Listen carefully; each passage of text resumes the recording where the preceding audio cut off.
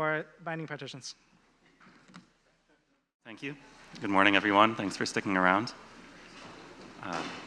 I'm Greg Peairs. I'm a research scientist at the Amazon Web Services Center for Quantum Computing.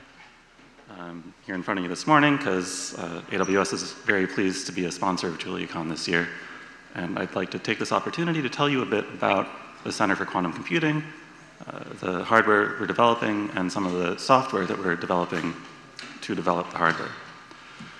So the CQC includes this lovely building on the Caltech campus in Pasadena. There's also a hub in San Francisco.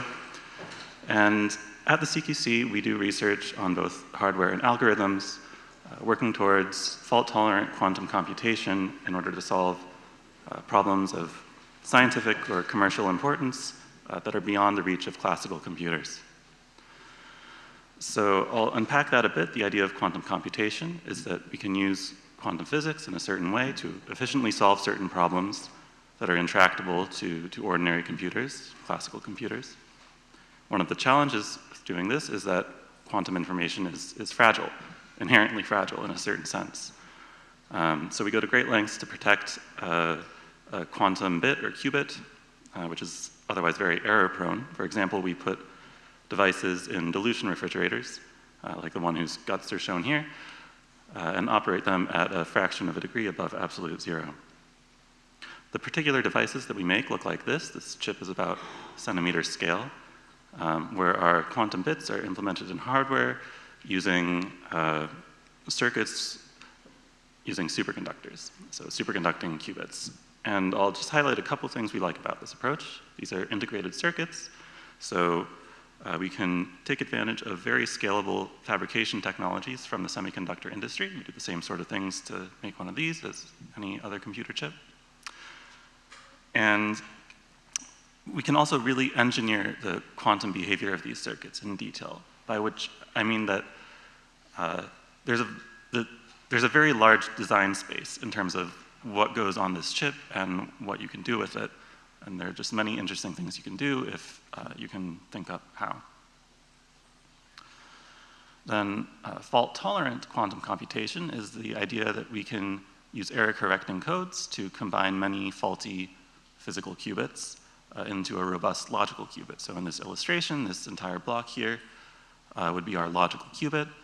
We have a grid of white dots. Those are our physical qubits, plus some green dots, which are ancillary components to help us detect and correct errors.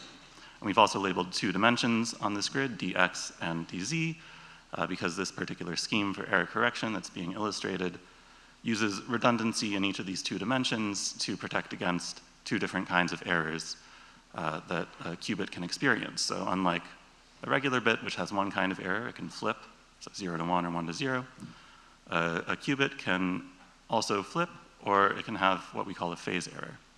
But the important thing here is it takes many physical qubits to make a robust logical qubit, and this is in part because we have these two kinds of errors. So if we look at what it'll take to reach beyond classical computers, it looks like a lot. So there's this great survey by authors at AWS of applications of quantum algorithms with estimates for the computational resources they'll take. And one interesting thing here is that even for what people see as some of the most promising early applications, like quantum chemistry here, it looks like we'll need thousands of logical qubits operating for tens of billions of gates without an error. And elsewhere, it's been estimated that to get one logical qubit with error rates that low, using common approaches with superconducting qubits, you would need 1,000 physical qubits for one logical qubit. Or in other words, millions of physical qubits before you're solving these problems. So at AWS, we've given a lot of thought to scalable error correction architecture, and we've recently published about this chip, which we call Ocelot in the glamour shot here. There's also a link at that QR code if you want to read more later. But we believe this demonstrates a path to error correction with 90% lower overhead than what I just described, so 100 instead of 1,000 physical qubits. And we do this by engineering our superconducting circuits in a very specific way so that they have intrinsic protection from one of these two kinds of errors. And that error correction block that I showed earlier can be then much shorter in one dimension than the other, so reducing greatly the redundancy you need, the overhead. Still, there are about 10 physical qubits on the chip shown here, so there's a long way to go. To that end, we've been developing software tools to help us get there. One of those is a Julia package, device-layout.jl, which we use for CAD, computer-aided design of our chips, to make both 2D layouts and 3D models for simulation from device schematics. And we open sourced this earlier this year. You can find it on GitHub. And it is the software that we use to design Ocelot and the chips we use for other experiments. If you missed a talk about this in the Quantum Mini yesterday, you can find the recording or find me later. And this here is just an illustration of a schematic produced with this package.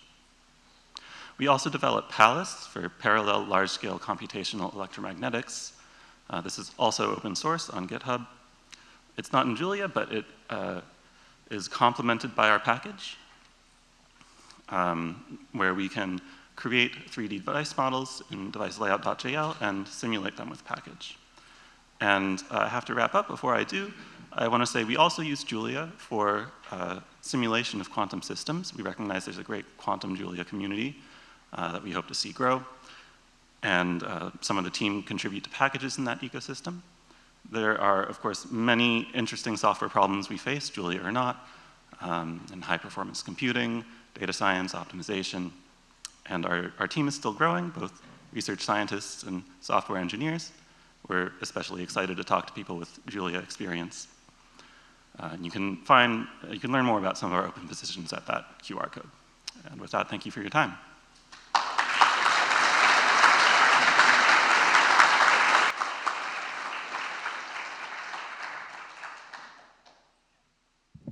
Unfortunately, we've run out of time for questions, so we'll let the next session set up right now. Please do find Greg whenever you can if you're interested in working in both of these topics. And again, thankful to AWS to be a silver sponsor at JuliaCon 2025. Thank you.